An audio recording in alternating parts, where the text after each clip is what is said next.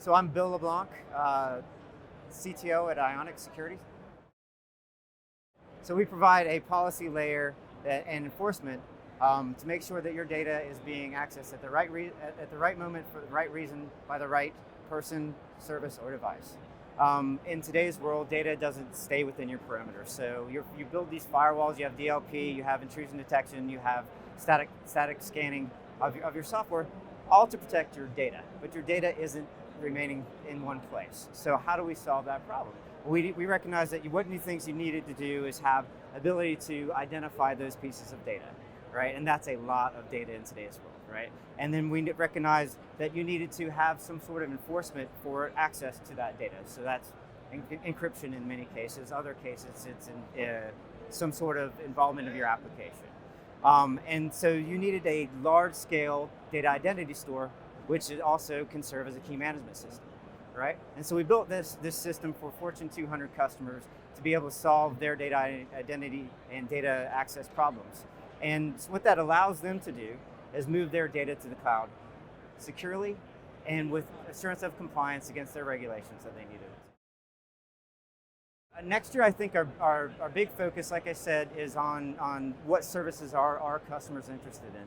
A lot of those around expansion into things like SageMaker and big data, so EMR, Athena, so Glue.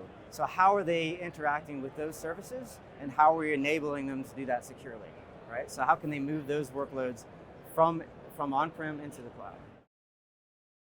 Okay, so we try to remain cloud neutral, right? So we are a policy layer across your data, wherever it lives, whether it's on-prem, in the cloud, or across the major three CSPs, right? But we are a very large user of Amazon services or AWS services. And so we focus on, S3, EC2, those kind of services that we can abstract across all three major vendors, right? But I will say that Amazon for us is an extremely important one of those as the largest cloud service provider in the market. For our large Fortune 200 customers, what was important to them when they get started was how they were going to meet regulatory requirements, right? And the auditing around them. As they've looked at what they need to do going forward, they were really hesitant in the past to move to the cloud, right? And so what they've realized is that it's no longer a question of if or when, it's now, right? They need to move to the cloud now. They need to be able to capitalize on the economies of scale of the cloud. And so how are they going to do that, right? So those are trends that are really important for us. That's bringing us more and more into cloud services. What cloud services are available? What cloud services are those highly regulated organizations taking advantage of?